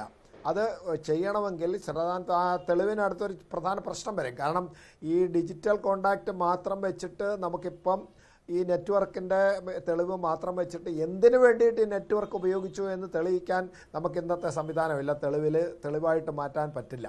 അപ്പോൾ അങ്ങനെ വരുന്ന അവസരത്തിൽ ഇതിനകത്ത് നിയമത്തിനകത്ത് ശരിക്ക് ഈ പ്രതിയുടെ കൺഫെഷനെ സംബന്ധിച്ചിടത്തോളം അല്ലെങ്കിൽ ഈ ഡിജിറ്റൽ തെളിവുകൾ ഡയറക്റ്റായിട്ട് ഈ വ്യക്തികൾ ബന്ധമില്ലാത്ത ആളുകളായിട്ട് ബന്ധപ്പെടുന്നത് തീർച്ചയായും ഇതാണെന്നുള്ളൊരു ഇൻഫറൻസ് ഏതുള്ള രീതിയിലൊക്കെ തെളിവ് നിയമത്തിലൊക്കെ ചെറിയ മാറ്റമൊക്കെ വരുത്തി ഈ നാർക്കോട്ടിക്സിന് മാത്രം, അതുപോലെ തന്നെ ഈ 12 വയസ്സ് മുതൽ 18 വയസ്സ് വരെയുള്ള കുട്ടികളുമായി ബന്ധപ്പെട്ട് ഏതെങ്കിലും രീതിയിൽ നടത്തുന്നുണ്ടെങ്കിൽ ആ കുട്ടികളെയും പ്രതിസ്ഥാനത്ത് നിർത്തുന്ന ഒരു നടപടികൾ നമ്മളെ സംബന്ധിച്ചപ്പം അവരെ സംബന്ധിച്ച് ബാലാവകാശം അല്ലെങ്കിൽ കുട്ടികളാണ്, പ്രായമില്ലാത്ത കുട്ടികളാണ്, അവർക്ക് വകതിരിവില്ല എന്നുള്ള രീതിയിൽ അവരെ ഒഴിവാക്കുന്നതിന് പകരം ഇവരെ അവരുടെ വീട്ടിൽ നിന്ന് മാറ്റി ഈ സമൂഹ സാഹചര്യത്തിൽ നിന്ന് മാറ്റിയിട്ട് 1 വർഷമോ 2 വർഷമോ ഏതെങ്കിലും ഒരു സ്ഥലത്ത് അവർ പഠിക്കാൻ പറ്റുന്നൊരു സാഹചര്യം പുതുതായിട്ടുണ്ടാക്കി ആ പുതിയതായിട്ടുണ്ടാക്കിയെടുത്ത് ഇവർ നടക്കട്ടെ എന്നതിന് ശേഷം അവർ പൂർണ്ണമായിട്ട് ഇതിൽ നിന്ന് മാറ്റപ്പെട്ടു, ഇവർക്ക് മസ്തിഷ്കം പ്രക്ഷാളനം നടത്തി അവരെ അതിൽ നിന്ന് പൂർണ്ണമായിട്ട് ഒഴിവാക്കപ്പെട്ടു എന്ന് പറഞ്ഞ സാഹചര്യത്തിൽ മാത്രം അവരെ സമൂഹത്തിലേക്ക് തിരിച്ചയക്കാൻ പറ്റുന്നൊരു സാഹചര്യം. ഇപ്പോൾ എന്താ പറയുന്നത്, കുട്ടികളെ അവിടെ കൊണ്ടുവരും, കുട്ടികളെ അവിടെ ചെന്നതിന് ശേഷം സ്മോൾ ക്വാണ്ടിറ്റി കൊമേഴ്ഷ്യൽ ക്വാണ്ടിറ്റി എന്നൊക്കെ പറഞ്ഞിട്ട് ഇതിനകത്ത് ക്ലാസിഫിക്കേഷൻ ഉണ്ടല്ലോ, അധികം സ്മോൾ ക്വാണ്ടിറ്റി ആയിരിക്കും പിടിക്കുന്നത്. കോടതിക്ക് ജാമ്യം കൊടുക്കാതിരിക്കാൻ പറ്റില്ല. അപ്പോൾ കോടതി ജാമ്യം കൊടുത്തു കഴിഞ്ഞാൽ എന്താ ശരി, നാളെ ഇവൻ പോയിട്ട് വീണ്ടും ചെയ്യും. അപ്പോൾ ഈ വീണ്ടും ചെയ്യാതിരിക്കണമെങ്കിൽ എന്താണെന്ന് പറഞ്ഞു കഴിഞ്ഞാൽ ഈ രണ്ടാമത് പിടിക്കപ്പെട്ടവനെ പൂർണ്ണമായിട്ടും ഈ സ്മോൾ ക്വാണ്ടിറ്റി മറ്റേതിൽ നിന്ന് ഒഴിവാക്കിയതിന് ശേഷം ഒരു കാരണവശാലും ഇവന് അതിനകത്തുനിന്ന് മുക്തി കിട്ടാത്ത രീതിയിൽ വരണം. അത് അവനെ സംബന്ധിച്ചിടത്തോളം നേരത്തെ ഇവനൊരു കേസിൽ പെട്ടതുകൊണ്ട് അതേ കേസിൽ ഇവൻ വീണ്ടും പെട്ടിട്ടുണ്ടെങ്കിൽ പിന്നെ തെളിവിൻ്റെ വലിയ പ്രസക്തിയൊന്നും നോക്കാതെ തന്നെ ഇവരെ ശിക്ഷിക്കണം. അതുപോലെ ജാമ്യം കൊടുക്കരുത്. അതൊക്കെ കോടതിക്ക് ചെയ്യാൻ സാധിക്കുന്ന കാര്യമാണ്. അങ്ങനെ ഒരു നിലപാടെടുത്തിട്ട് പോട്ടെ, കോടതി സുപ്രീം കോടതി വരെ പോയിട്ട് വരട്ടെ, നടക്കും, എത്ര നടക്കും. അപ്പോൾ കോടതികളും ഇതിന് കുറച്ചൊരു ഗൗരവതരമായ സാഹചര്യം എടുക്കണം. ഏത് ഡിപ്പാർട്ട്മെൻ്റ് ആയാലും അന്വേഷിക്കുന്നതിന് തെളിവ് ശേഖരണത്തിന് ഒരുപാട് പരിമിതിയുണ്ട്. ഞാൻ പറയുന്നത് ഇതിന് വേണ്ടിയിട്ടൊരു പുതിയ സംവിധാനം ഉണ്ടാക്കാൻ രാഷ്ട്രീയമായിട്ടും പത്രമാധ്യമങ്ങൾ പോലും ഇപ്പം പെഗാസസ് മാതിരിയുള്ള സംവിധാനങ്ങൾ അങ്ങനെ വന്നാൽ മാത്രമേ നമുക്കിവിടെ ഒരു സ്കാനിങ് അല്ലെങ്കിൽ ഈ ഡിജിറ്റൽ സ്കാനിങ് പറ്റുള്ളൂ. അത് വന്നു കഴിഞ്ഞാൽ അപ്പം പൗരാവകാശം പോയി അത് പോയി ഇത് പോയി എന്ന് പറഞ്ഞൊക്കെ നമ്മൾ ബഹളം ഉണ്ടാക്കും. അപ്പോൾ അതുകൊണ്ട് ഇതിന് ഉപയുക്തമായ രീതിയിലൊരു കമ്മ്യൂണിക്കേഷൻ സെറ്റപ്പ് ഏതാണ്, കമ്മ്യൂണിക്കേഷനിൽ നമുക്ക് അത് സ്കാൻ ചെയ്യുന്നതിനും അവരിന്ന് ഡിറ്റക്ട് ചെയ്യുന്നതിനും ഒരു ഡിജിറ്റൽ സംവിധാനങ്ങൾ ഇല്ലാത്തടത്തോളം കാലം ഇത് ഫലപ്രദമായിട്ട് NDPS ആക്ട് 1985 നിലവിൽ വന്ന ഒരു നിയമമാണ്. അത് നമുക്കറിയാം. ചില്ലറ കഞ്ചാവ് കേസുകളൊക്കെ പിടിച്ചാലായി 2-3 കേസുകൾ മാത്രം ഉണ്ടായിരുന്ന ഒരു കാലഘട്ടമാണ്. ഇപ്പോൾ കാലം മാറി, രാസലഹരിയിലേക്ക് വന്നു. നേരത്തെ പറഞ്ഞതുപോലെ തപാലിൽ പോലും ഈ സംവിധാനങ്ങൾ ലഭിക്കുന്ന പശ്ചാത്തലമായി, കോളേജുകൾക്ക് പഠിക്കൽ കിട്ടുന്നു, ഓൺലൈനിൽ പൈസ ഇട്ടുകൊടുത്താൽ വീട്ടിലെത്തുന്ന സംവിധാനം വരുന്നു. അങ്ങനെ എല്ലാ തരത്തിലും ഇതിൻ്റെ ഒരു രീതി മാറിയപ്പോൾ അതനുസരിച്ച് കാലാനുസൃതമായി നമ്മുടെ നിയമം മാറേണ്ടതുണ്ട്, നമ്മുടെ സംവിധാനങ്ങൾ മാറേണ്ടതുണ്ട്, ജാഗ്രത വർദ്ധിക്കേണ്ടതുണ്ട്. അത്തരം മാറ്റങ്ങൾ സംഭവിക്കുന്നില്ല എന്നുള്ളതാണ് ഈ വിമുക്തിയെന്നും ഇവരെ ഈ പെട്ടവരെ തിരിച്ചു കൊണ്ടുവരാനുള്ള പ്രവൃത്തിയെന്നും ഉപയോഗം കുറയ്ക്കുമെന്നും ഒക്കെ പറയുമ്പോഴും ഇത്തരം ഇതിൻ്റെ കാതലായ പ്രശ്നങ്ങളിലേക്ക് നമ്മുടെ ഭരണകൂടങ്ങൾ പോകുന്നില്ല എന്നുള്ളതാണല്ലോ പ്രശ്നം. തീർച്ചയായിട്ടും. കാരണം അത് പോകാൻ പറ്റില്ല അവർക്ക്. കാരണം എന്താ പറയുക, ഞാൻ പറഞ്ഞ ഈ സാഹചര്യത്തിൽ എങ്ങനെ തെളിവ് ശേഖരിച്ച് എങ്ങനെ ഒരു സക്സസ്ഫുൾ പ്രോസിക്യൂഷൻ നടത്തും? പറ്റില്ല. ആ പറ്റാത്ത സാഹചര്യത്തിൽ നമ്മളിവിടെ വിമുക്തി ഇവിടെ നമ്മൾ ഉപദേശിച്ചവനെ മിന്നാണ്ട് നടക്കില്ല. ഈ പോകുന്ന കുട്ടികൾക്ക് മിക്കവാറും എല്ലാ കുട്ടികൾക്കും അറിയില്ലേ, എല്ലാ വ്യക്തികൾക്കും അറിയില്ലേ ഇത് ഉപയോഗിക്കാൻ പാടില്ല എന്നുള്ളത്? അറിയാത്തതുകൊണ്ടല്ലല്ലോ. അങ്ങനെയുള്ള സാഹചര്യങ്ങളിൽ നിന്ന് ഇവനെ മാറ്റുക, ഇതിൽ പെട്ടവനെ നമ്മൾ സമൂഹത്തിൽ നിന്ന് മാറ്റും, അവൻ ഒറ്റപ്പെട്ടു പോകും, ഒറ്റപ്പെടുത്തുക. അതുപോലെ തന്നെ കോടതിയും വളരെ ഗൗരവമായിട്ട് എടുക്കുക, സംവിധാനങ്ങളും അതേ പ്രകാരം തന്നെ. അത് ഒരു ചെറിയ ലാഘവ ബുദ്ധിയോടുകൂടി ചെറിയ കേസുകളാണെങ്കിലും രജിസ്റ്റർ ചെയ്യുക. അപ്പോൾ അതിനവരെ പറഞ്ഞു അവർക്ക് വോളിയം ഓഫ് വർക്ക് ജോലി കൂടുന്ന ആളില്ല എന്നൊക്കെ പറയും. പക്ഷേ ആളില്ലെങ്കിൽ ആളുണ്ടാക്കണ്ടേ? നാട് നശിച്ചിട്ട് പിന്നെ ഇവരെ ഇവിടെ ജോലി ചെയ്തിട്ട് വല്ല കാര്യമുണ്ടോ? കാരണം ഇപ്പോഴത്തെ നമ്മൾ കാണുന്നല്ലോ എക്സൈസ് ഉദ്യോഗസ്ഥന്മാരെ, പോലീസ് ഉദ്യോഗസ്ഥന്മാരെയൊക്കെ ഇവർ തിരിഞ്ഞു നിന്ന് തല്ലുകയാണ്. തിരിച്ചു തല്ലാൻ പറ്റൂല. തല്ലിയാൽ കുറ്റമാണ്. അല്ലെങ്കിൽ തന്നെ തല്ലിയവൻ ചത്തുപോയ കൊലക്കേസ് പ്രതിയാവും. അപ്പോൾ ഇവനെ ശാരീരികമായിട്ട് ഉപദ്രവിച്ചിട്ട് ഇന്നും യാതൊന്നും ചെയ്യാൻ പറ്റില്ല. പണ്ടൊക്കെ ആണെങ്കിൽ കഞ്ചാവ് ആണെങ്കിൽ 4 അടി കൊടുത്താൽ കുഴപ്പമൊന്നുമില്ല. പക്ഷേ അത് കഴിഞ്ഞ് മറ്റ് രീതിയിൽ നമ്മളിപ്പം അത് കഴിഞ്ഞിട്ട് ബ്രൗൺ ഷുഗറൊക്കെ വന്നു. ബ്രൗൺ ഷുഗർ വന്ന് അതിൽ നിന്ന് ഡെറിവേറ്റീവ്സ് കൂടുതൽ വരുമ്പോൾ അത് കൂടുതൽ അപകടകരമാണ്. അത് സ്ഥിരമായിട്ട് ഉപയോഗിക്കുന്നവനെ എന്തെങ്കിലും ചെയ്താൽ അവൻ ചത്തുപോകും. അതുകൊണ്ട് അവനെ അങ്ങനൊന്നും ചെയ്യാൻ പറ്റില്ല. അപ്പോൾ അതുകൊണ്ട് ഇനിയിപ്പം കെമിക്കൽ ഡ്രഗ് വന്നതോടുകൂടിയിട്ടാണ് ഇത് സർവത്ര അപകടമായി പോയത്. അതിന് അഡിക്ഷൻ കൂടുതലാണ്. അതുപോലെ തന്നെ ഇതിനെ സംബന്ധിച്ചോ ഇതിലാകെ ചെയ്യാൻ പറ്റിയെന്ന് പറഞ്ഞാൽ വീട്ടുകാർ ഈ കുട്ടികളെ ഓരോ ദിവസം കാണുകയും ആ കുട്ടികളുടെ സ്വഭാവവും പെരുമാറ്റവും ശരീരപ്രകൃതിയും അതുപോലെ തന്നെ ഇവർ സംസാരിക്കുന്നതും ഭക്ഷണക്രമവും ഉറങ്ങുന്നതും എല്ലാം അവരുടെ കുടുംബത്തിലുള്ള മറ്റൊരാളിൽ നിന്ന് മാറി ഒരു ഐസൊലേഷനിലേക്കൊക്കെ പോവുകയാണെങ്കിൽ അത് അപ്പം തന്നെ ഗൗരവത്തോടു കൂടി എടുക്കണം. ഇത് ആരും കാണുന്നില്ല, ആരെയും മനസ്സിലാക്കുന്നില്ല, ആരോടും സംസാരിക്കുന്നില്ല. എല്ലാവരും ഓരോരോ ദ്വീപിൽ ജീവിക്കുന്നു. അതുകൊണ്ട് വീട്ടിൽ നിന്ന് ഇത് ഐഡൻറ്റിഫൈ ചെയ്ത് വളരെ ശക്തമായ രീതിയിൽ ഗൃഹാന്തരീക്ഷത്തിൽ തന്നെ ഇത് ഐഡൻറ്റിഫൈ ചെയ്യാൻ സാധിക്കും എന്നാണ് ഞാൻ വിശ്വസിക്കുന്നത്. കാരണം തങ്ങളുടെ കുട്ടികൾക്ക് വരുന്ന ഭാവവ്യത്യാസം, സ്വഭാവ വ്യത്യാസം, സംസാരത്തിലെ വ്യത്യാസം, പെരുമാറ്റത്തിലെ വ്യത്യാസം, ഭക്ഷണക്രമത്തിലെ വ്യത്യാസം, ഉറക്കം, അതുപോലെ തന്നെ ബാക്കി അവൻ്റെ എൻ്റർടൈൻമെൻറ്റ്, ഇതൊക്കെ നോക്കിക്കഴിഞ്ഞാൽ നമുക്ക് മനസ്സിലാക്കാം. അതുകൊണ്ട് വീടുകളിൽ നിന്ന് ശ്രമിച്ചാൽ ഇത് ഭംഗിയായിട്ട് കൊണ്ടുപോകാൻ പറ്റും. മറ്റു മാർഗ്ഗങ്ങളൊന്നും തൽക്കാലം ആലോചിച്ചിട്ട് കാര്യമില്ല എന്നാണ് എനിക്ക് തോന്നുന്നത്. അത്തരത്തിൽ ശ്രീ വിഷ്ണു ചന്ദ്രശേഖരൻ, അത്തരത്തിലൊരു നിസ്സഹായത ഇതിലുണ്ടല്ലോ. ഈ പറഞ്ഞതുപോലെ എങ്ങനെ ഇവരെ ഇതിൻ്റെ ടോപ്പ് കക്ഷികളെ പിടിക്കുമെന്ന പ്രശ്നമുണ്ട്. അപ്പോൾ അതിൻ്റെ പരിമിതികളുണ്ട്. പുതിയ ആധുനിക മാർഗ്ഗങ്ങൾ ഉപയോഗിക്കുന്ന പ്രശ്നമുണ്ട്. ഈ പറഞ്ഞതുപോലെ കുട്ടികളെ നമ്മൾ ആ തരത്തിൽ വളർത്തുക, അവർ ശ്രദ്ധിക്കുക എന്നുകൊണ്ട് മാത്രം മാറുന്നൊരു കാര്യമായി താങ്കൾ ഇതിനെ കാണുന്നുണ്ടോ? അല്ല, അതുമാത്രം പോരാ. നമ്മുടെ ഈ സംവിധാനങ്ങൾ, അതായത് പോലീസിന് ഈ കൈ പിടിച്ച് പുറകെ കെട്ടരുത്. 5 പ്രതിയെ പിടിച്ചാൽ 2 പേരെ വിടാൻ പറയുന്ന രാഷ്ട്രീയക്കാർ ഉണ്ടാവരുത്. കുറ്റവാളിയായിട്ട് കണ്ടുകൊണ്ട് ശക്തമായി, എൻ്റെ മോനെ തന്നെ ഇപ്പോൾ പിടിച്ചിട്ട് എന്ത് മെസ്സേജാണ് കിട്ടിയത്? GD ചാർജുകാരൻ ജാമ്യം കൊടുത്തു വിട്ടിട്ടാണ് അച്ഛനായ ഞാൻ പോലും അറിഞ്ഞത്. അപ്പോൾ അവൻ്റെ കൂട്ടത്ത് ഇത് ഉപയോഗിച്ച ആളുകളൊക്കെ വിചാരിക്കുന്നതോ അതോ പിടിച്ചാലും നമുക്ക് 1 മണിക്കൂർ ഇറങ്ങി പോരാ.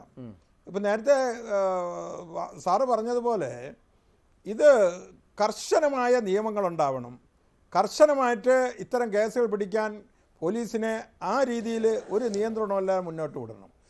ഞാനൊരു എക്സൈസ് ഓഫീസറുമായിട്ട് സംസാരിച്ചു. അപ്പോൾ പറയാണ് 4-5 ഫോൺ നമ്പർ കൊടുത്തു ഞാൻ, ഇതുപോലെ കുഴപ്പക്കാരാണെന്ന് പറഞ്ഞ് കൊടുത്തപ്പോൾ അവർ പറഞ്ഞു ഞങ്ങൾക്ക് ഈ നമ്പർ നേരിട്ട് ട്രേസ് ചെയ്യാനുള്ള ഇതില്ല, ഞങ്ങളിനി പോലീസിന് കൊടുക്കണമെന്നാണ്. ഇത്രയേ ഉള്ളൂ എക്സൈസിൻ്റെ സംവിധാനം. അവർ പറഞ്ഞത് ശരിയാണെങ്കിൽ എനിക്കറിയില്ല.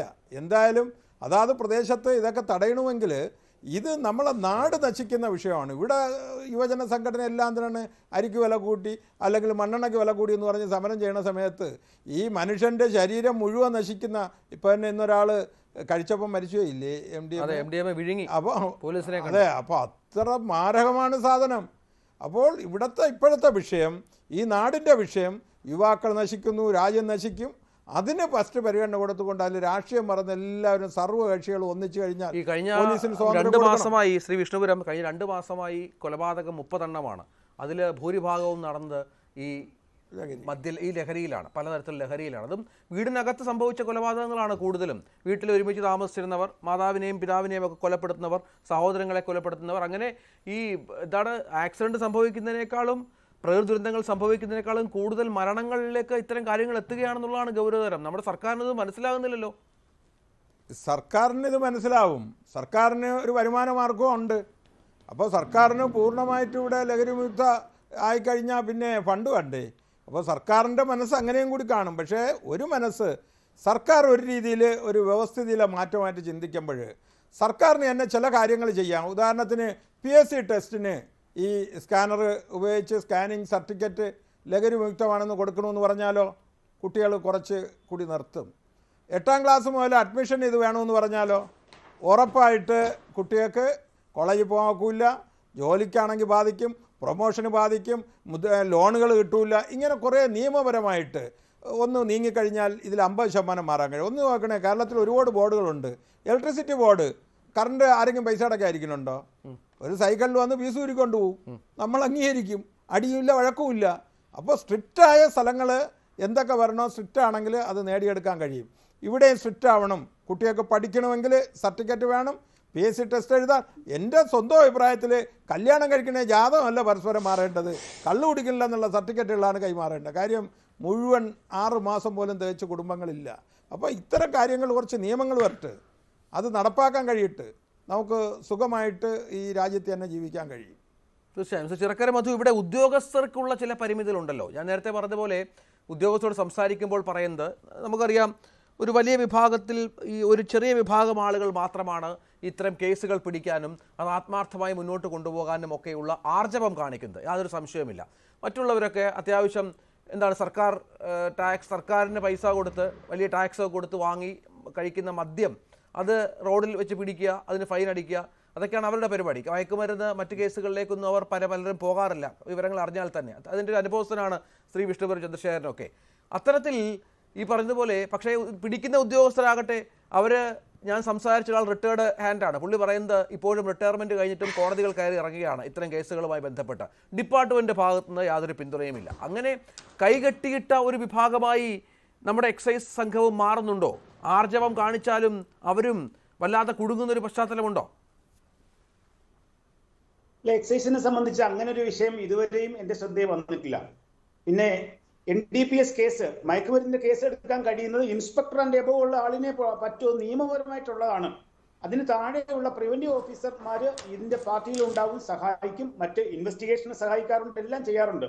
പിന്നെ കേസ് പറയാൻ പോകാന്ന് പറഞ്ഞാൽ എക്സൈസിലും പോലീസിലും റിട്ടയർ ചെയ്താലും 4-5 വർഷം പോയേ പറ്റൂ. ഞാനും കാസർഗോഡൊക്കെ ഈ കേസും ഞാൻ പോകുന്നുണ്ട്, അതിലൊന്നും ഒരു സങ്കടവും ഇല്ല. പിന്നെ ഉള്ളൊരു വിഷയം എന്ന് പറയുന്നത് ഈ സൈബർ വിങ്ങിന്റെ കാര്യമാണ്. എക്സൈസിന് യഥാർത്ഥത്തിലുള്ള ഒരു സൈബർ വിങ് ഇതുവരെ രൂപീകരിക്കപ്പെട്ടിട്ടില്ല.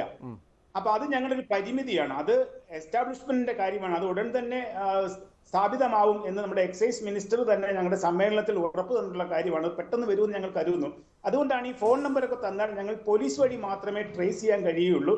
അത് അല്പം സമയം എടുക്കുന്ന ഒരു കാര്യമാണ്. പലപ്പോഴും ഈ ഞങ്ങളുടെ നിരീക്ഷണ പരിധിയിലുള്ള ആളിന്റെ അതിന്റെ സമയം കഴിഞ്ഞിട്ടായിരിക്കും മിക്കവാറും ഇതിന്റെ റിസൾട്ടൊക്കെ ഞങ്ങൾക്ക് കിട്ടുന്നത്. അതൊരു പരിമിതി തന്നെയാണ്. അത് മാറിയേ കഴിയുകയുള്ളൂ എക്സൈസിനെ സംബന്ധിച്ച്. കാരണം ഈ വരുന്നത് പോലെ ഓൺലൈനിൽ ഞങ്ങളുടെ തലയ്ക്ക് മേടിക്കൂടെ പോകുന്ന സാധനങ്ങളൊക്കെ പിടികൂടണമെന്നുണ്ടെങ്കിൽ ഈ സൈബർ വിങ് കൃത്യമായി വർക്ക് ചെയ്താലേ കഴിയുള്ളൂ. അത് ഉടൻ തന്നെ ഉണ്ടാവുമെന്ന് കരുതുന്നു. പിന്നെ സ്കാനറിന്റെ കാര്യം പറയുകയാണെങ്കിൽ നമുക്ക് ഈ ചെക്ക് പോസ്റ്റുകളിലാണ് സ്കാനറുകൾ വരേണ്ടത്.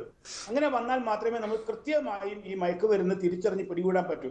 ഇപ്പോഴാണെങ്കിൽ നമ്മുടെ ചെക്ക് പോസ്റ്റിലെ ജീവനക്കാർ കയറി ഓരോരുത്തരുടെയും ബാഗ് തുറന്ന് പരിശോധിച്ചാൽ മാത്രമേ നമുക്ക് ആ സാധനം പിടിച്ചെടുക്കാൻ കഴിയുള്ളൂ. അതുപോലെ ട്രെയിനിലും അതാണ് ഇപ്പോഴത്തെ സ്ഥിതി. അങ്ങനെ പിടിച്ചെടുക്കുന്ന കേസുകളാണ് ഇപ്പോൾ ഉള്ളത്. അതാണ് മറ്റൊന്ന്.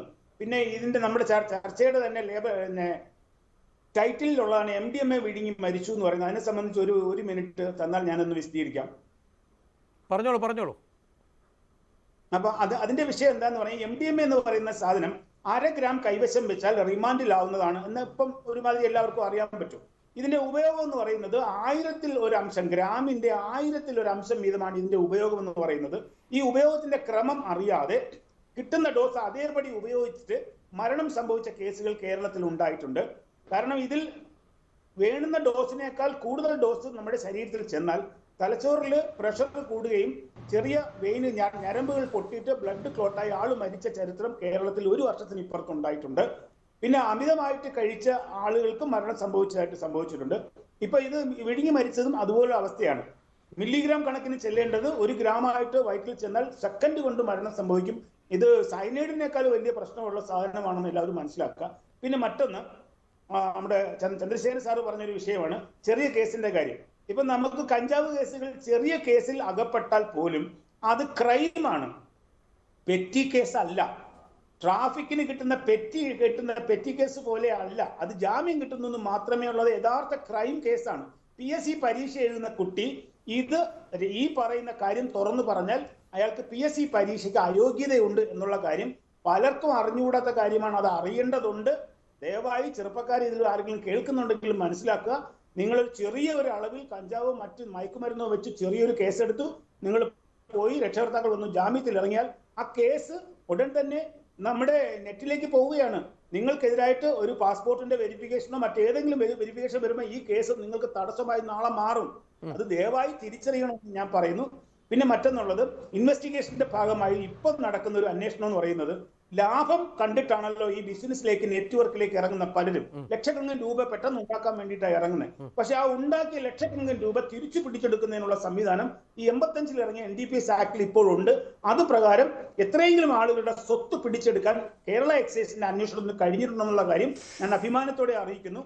അത് പോസ്റ്റലിലൊക്കെ വരുന്ന മരുന്ന്, ഈ സാറേ പോസ്റ്റലിലൊക്കെ വരുന്ന മരുന്നുണ്ട്. ഇപ്പോൾ കൊറിയറിലൊക്കെ മരുന്ന് വരുന്നത് കേൾക്കുന്നു. 5000 രൂപ ഇട്ട് കൊടുത്താൽ അല്ലെങ്കിൽ പെട്ടെന്ന് തന്നെ സാധനം കിട്ടുന്ന സംവിധാനമൊക്കെ ഉണ്ട്. അതൊക്കെ എങ്ങനെ പിടിക്കാൻ പറ്റുന്നുള്ളതാണ് പ്രശ്നം. അല്ല, അത് നെറ്റ്വർക്ക്, നെറ്റിനും വഴി സൈബർ വിങ്ങിൽ മാത്രമേ കഴിയുള്ളൂ. നമ്മളത് ഒബ്സർവ് ചെയ്തുകൊണ്ടിരിക്കണം. ഈ ഡാർക്ക് നെറ്റ്, ഡാർക്ക് വെബ് എന്നൊക്കെ പറഞ്ഞിട്ടുള്ള സംഗതികളുണ്ട്. അതുപോലെ ചില പ്രത്യേക കൂട്ടായ്മകളുണ്ട്. ഈ കൂട്ടായ്മകളെ നമ്മൾ നിരീക്ഷിച്ചുകൊണ്ടേയിരിക്കണം. അത് ആരാ നിരീക്ഷിക്കേണ്ട? എക്സൈസ് ഡിപ്പാർട്ട്മെന്റ് അല്ലേ? എക്സൈസ് ഡിപ്പാർട്ട്മെന്റിന്റെ സൈബർ വിങ് ആണ്. സൈബർ വിങ് എന്ന് പറയുന്ന സംഗതി ഞങ്ങൾക്ക് ഇതുവരെയും യഥാർത്ഥത്തിൽ തുടങ്ങിയിട്ടില്ല. പോലീസിന്റെ സഹായത്തോടെയാണ് ഞങ്ങൾ പലപ്പോഴും ചെയ്യുന്നതെന്ന് ഞാൻ പറഞ്ഞു. അല്ല, അതൊക്കെ വലിയ പരിമിതിയാണെന്നേ. ഈ പ്രശ്നങ്ങളിലൊക്കെ വലിയ പരിമിതിയാണ്. നേരത്തെ തുടക്കത്തിൽ ഈ NDPS ആക്ടിന്റെ തുടക്കത്തിൽ എല്ലാ ഡിപ്പാർട്ട്മെന്റുകൾക്കും കേസെടുക്കാൻ സാധിക്കുമായിരുന്നു അല്ലേ? അങ്ങനെയാണ് ഞാൻ മനസ്സിലാക്കുന്നത്. ഇത് പിടിക്കുന്ന ഏത് ഡിപ്പാർട്ട്മെന്റിന് കേസെടുക്കാൻ സാധിക്കും. ഇപ്പോൾ അതിന്റെ അതൊക്കെ മാറിയിട്ടുണ്ട്. അല്ല, അങ്ങനെയല്ല. അത് എക്സൈസ്, പോലീസ്, പിന്നെ കേന്ദ്ര ഏജൻസികൾ, ഇവർക്ക് മാത്രമേ ഈ NDPS കേസുകൾ കൈകാര്യം ചെയ്യാൻ കഴിയുള്ളൂ. എക്സൈസ്, പോലീസ്, കേന്ദ്ര ഏജൻസികൾ, അവർക്കേ പറ്റുള്ളൂ. അല്ല, നേരത്തെ അങ്ങനെ ആയിരുന്നോ? നേരത്തെ അങ്ങനെ തന്നെ ആയിരുന്നോ?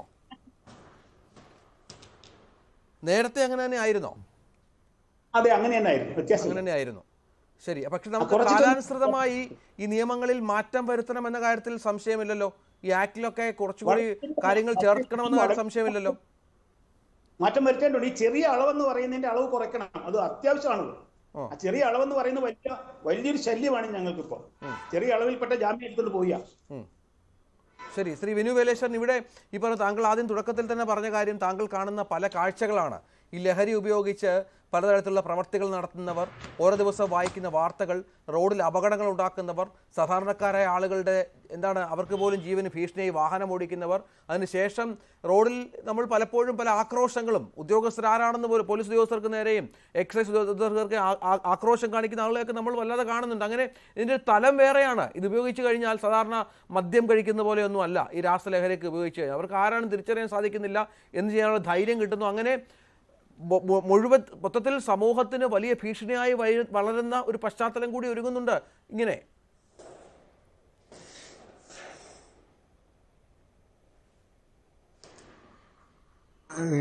യുവതലമുറയുടെ ഈ പോക്ക് ശരിക്കും ഭരണ സംവിധാനങ്ങൾക്കൊരു പരിമിതി ഉണ്ട്, കാഴ്ചപ്പാട്. പക്ഷെ ഈ പോക്കിന് തടയിടാൻ വേണ്ടിയിട്ട് ജനങ്ങളെ മൊത്തം ഒന്നിക്കണം. സന്നദ്ധ സംഘടന, ക്ലബ്ബുകളും അവരെല്ലാം എല്ലാവരുടെ ഒരു കൂട്ടായ്മയും മാത്രമേ ഈ ലഹരിക്കെതിരെ ചെറുക്കാൻ പറ്റൂ. ശക്തമായ മാഫിയയാണ് ഇതിന്റെ പിന്നിലുള്ളത്. അനുഭവത്തിന്റെ വെളിച്ചത്തിൽ ഞാൻ പറഞ്ഞു. കാരണം സാധാരണക്കാരൻ അവരോട് അത് ആരും അടുത്തേക്ക് എത്തിക്കാൻ നോക്കാൻ നമുക്ക് പേടിയാണ്. കാരണം ഇത് ആരാണ് എത്തിക്കുന്നത്? കാരണം ഒരു ജീവന് ഭീഷണിയാവുന്ന ലോബികളാണ് ഇതിന്റെ പിന്നിൽ നിന്ന്. സത്യം സാധാരണക്കാരനെ എനിക്ക് പോലും തിരിച്ചറിയാൻ പറ്റുന്നുണ്ട്. പക്ഷെ ഇതിന്റെ മുന്നിൽ ഇപ്പൊ ഞാൻ പ്രവർത്തിക്കുന്ന Kanhangad police station DYSP Babu സാറും ജനമൈത്രി പോലീസിന്റെ എല്ലാം പിന്തുണയിൽ പല പരിപാടിക്കും ഞാൻ പോകാറുണ്ട് പോലീസിന്റെ കൂടെ.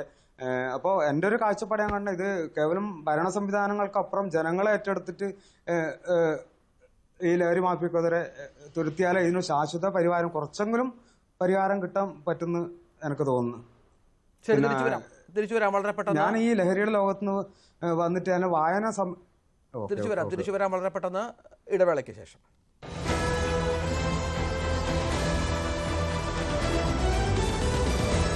ശ്രീ സുഭാഷ് ബാബു, ഇതിപ്പോൾ നമുക്ക് ഈ പറഞ്ഞതുപോലെ എല്ലാവരും ഒത്തൊരുമിച്ച് ഇപ്പോൾ ഒരുപാട് ഈ പ്രശ്നങ്ങൾ വന്നതിന് ശേഷമാണ് കഴിഞ്ഞ കുറേ നാളുകളായുള്ള മരണങ്ങൾ, അതിൻ്റെ ലഹരിയുടെ പങ്ക്, ചെറുപ്പക്കാരൊക്കെ ഇതിൻ്റെ അടിമകളാകുന്നത്. ആദ്യം പറഞ്ഞതുപോലെ 12 വയസ്സുള്ള സഹോദരൻ 10 വയസ്സുള്ള സഹോദരിക്ക് ലഹരി കൊടുക്കുന്ന പശ്ചാത്തലം, അങ്ങനെ ഒരുപാട് കാര്യങ്ങൾ പുറത്തു വരുമ്പോഴാണ് ഇതുമായി ബന്ധപ്പെട്ട ചർച്ചകൾ പുരോഗമിക്കുന്നത്. പ്രതിപക്ഷമൊക്കെ ഇപ്പോൾ ഇത് ഏറ്റെടുത്തിട്ടുണ്ട്. പ്രതിപക്ഷ നേതാവ് തന്നെ ചില കാര്യങ്ങളൊക്കെ പറയുന്നു. നിയമസഭയിൽ ചർച്ച നടക്കുന്നു. മുഖ്യമന്ത്രിയും എക്സൈസ് മന്ത്രിയും ഒക്കെ മറുപടി പറയുന്നു. പക്ഷേ കുറേ കഴിയുമ്പോൾ നമ്മുടെ എല്ലാ കാര്യങ്ങളും പോലെ ഇതും മറക്കും. സുലഭമായി ഇത്തരക്കാർക്ക് അവരുടെ പ്രവൃത്തി തുടരാനുള്ള അവസരവും സ്വാഭാവികമായി കിട്ടും. ഇതൊന്നും ഇല്ലാതെ ശാശ്വതമായ ഒരു പരിഹാരം എല്ലാ വിഷയങ്ങൾക്കും നമ്മൾ പറയുന്നത് പോലെ അത് ഇതിന് വേണം. അതിന് ആര് മുൻകൈ എടുക്കണം, ഏത് തരത്തിൽ മുന്നോട്ട് പോകണം, പരിമിതികൾ ഏറെ ഉണ്ടെങ്കിലും ഒരു പരിധിവരെ ഇതിനെയൊക്കെ തടയാൻ നമ്മുടെ സംവിധാനങ്ങൾ ഒത്തൊരുമിച്ചിറങ്ങിയാൽ സാധിക്കുമല്ലോ.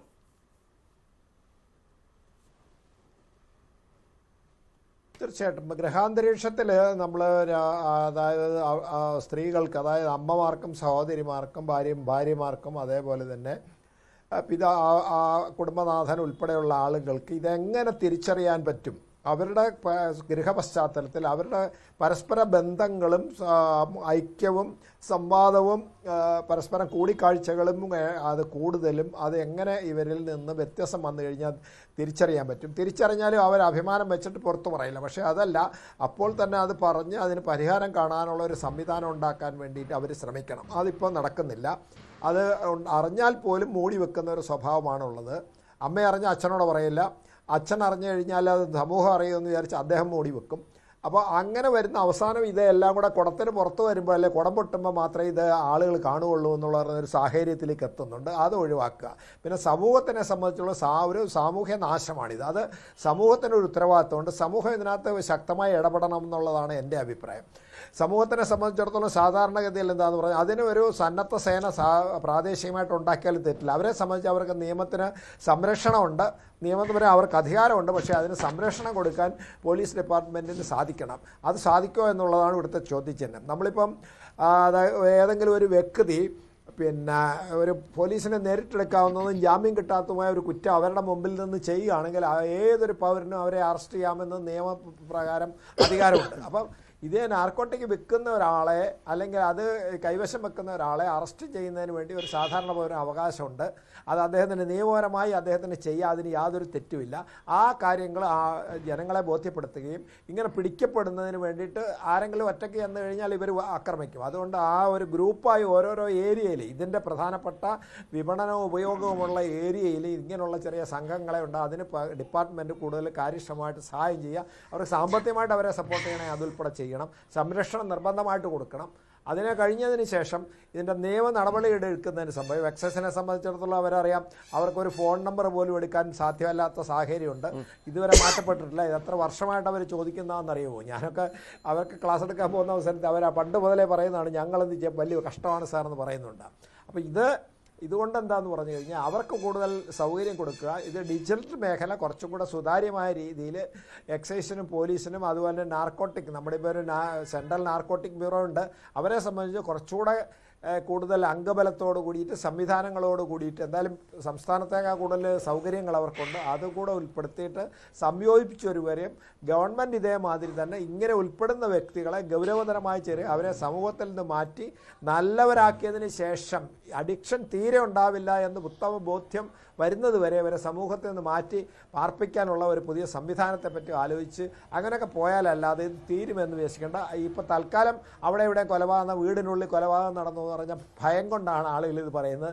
കുറച്ച് ദിവസം കഴിയുമ്പോൾ അങ്ങനെ കൊലപാതകം നടക്കാതിരുന്ന ആ ഭയം പോയി കഴിഞ്ഞാൽ ഈ നമ്മുടെ ഈ പ്രഹേളിയ ഈ ബഹളവും ഇതെല്ലാം ചാനൽ ഉൾപ്പെടെ എല്ലാവരും വെട്ടറിഞ്ഞിട്ട് പോകും. പിന്നെ പഴയ പടി പതുക്കെ വന്ന് ഇതിനേക്കാൾ ഗൗരവമുള്ള കാര്യങ്ങൾ വലിയ താമസമൊന്നുമില്ല അത് വീണ്ടും വരുമ്പോഴായിരിക്കും പിന്നെ ചിന്തിക്കുന്നതാണ് എനിക്ക് പറയാനുള്ളത്. ശ്രീ വിഷ്ണു ചന്ദ്രശേഖരൻ, ഈ അടുത്ത കാലത്ത് ഒരു അച്ഛനെ വെട്ടിക്കൊന്ന ഒരു മകൻ കഞ്ചാവ് ലഹരിയിലും മറ്റും, അത് നമ്മൾ വളരെ ദുഃഖത്തോടെ കേട്ടൊരു വാർത്തയാണ്. അവിടെ ഈ സുഭാഷ് ബാബു സാർ പറഞ്ഞതുപോലെ ഈ പല കാര്യങ്ങളും വീടിന് പുറത്ത് തുറന്നു പറയാറില്ല, സമൂഹവുമായി വലിയ ബന്ധമില്ല, ഇത്തരം പ്രശ്നങ്ങൾ അമർത്തി വെക്കുന്ന സാഹചര്യം ഉണ്ടാകുന്നു.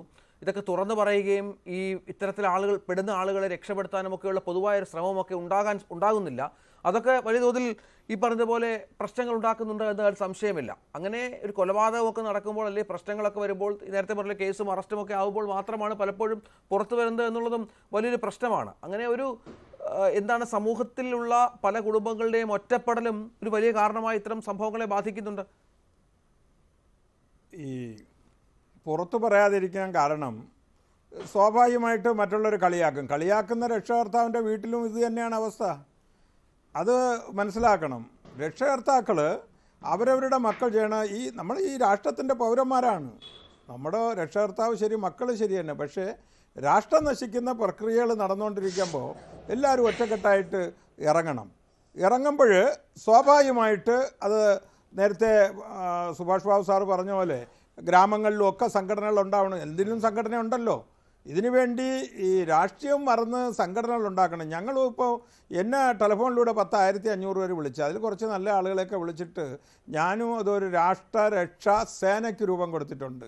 ഇത് തന്നെയാണ് ലഹരി വിരുദ്ധ പ്രവർത്തനം മുതൽ കൈക്കൂലി, അതുപോലെ തന്നെ സ്ത്രീധനം, എല്ലാം ഒരു വിപത്താണ്. എല്ലാത്തിനും ഒരു കാരണം ലഹരിയെന്നേ ഉള്ളൂ. അതിനും ഈ പോലീസുകാർക്കും കുറച്ചുകൂടി സ്വാതന്ത്ര്യം കൊടുക്കണം. പോലീസുകാരൻ ഒരാളെ പാടുപെട്ട് അറസ്റ്റ് ചെയ്താൽ അവനെ അംഗീകരിക്കണം ഗവൺമെൻറ്.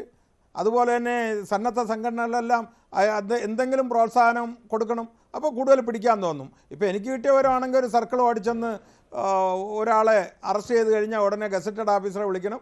അടുത്ത ഗസറ്റഡ് ഓഫീസർ വരണവരെ അയാളവിടെ നിൽക്കണം. ഗസറ്റഡ് ഓഫീസർ വന്നു കഴിഞ്ഞാൽ ഈ സർക്കിളിൻ്റെ തുണി വരെ അഴിച്ച് നോക്കണം. അത് കഴിഞ്ഞിട്ടാണ് ഇത് കൊണ്ടുവന്നവൻ്റെ. ഇതൊക്കെയാണ് ഇവിടുത്തെ നിയമം. ഈ നിയമങ്ങളൊക്കെ മാറണം. ഈ കർശനമായ നിയമം, അറസ്റ്റ് ചെയ്താൽ ഉടൻ തന്നെ അതിൻ്റെ നടപടികളും വിദേശ രാജ്യങ്ങളിലുള്ളതുപോലെയുള്ള ശിക്ഷകളും, അത് വധശിക്ഷയാവിട്ട് അതിനപ്പുറത്ത് എന്തെങ്കിലും ഉണ്ടെങ്കിൽ അതും കൂടി സൗദിയിലൊക്കെ ഉള്ളതുപോലെ ഇവിടെ നടക്കണമെന്നുള്ളതാണ് എൻ്റെ അഭിപ്രായം. എന്നാൽ ഇതൊക്കെ മാറും. തീർച്ചയായും അതാണ് പ്രധാനം. ശ്രീ ചിറക്കര മധു, അങ്ങനെ നിയമത്തിൻ്റെ കാര്യങ്ങൾ നമ്മൾ പറഞ്ഞു. പക്ഷേ ഈ ഉദ്യോഗസ്ഥർക്ക് കുറച്ചുകൂടി സ്വാതന്ത്ര്യം കൊടുക്കണമെന്ന കാര്യത്തിൽ സംശയമില്ല. ജോലി ചെയ്യാൻ താല്പര്യമുള്ള ഒരുപാട് ഉദ്യോഗസ്ഥരുണ്ട്.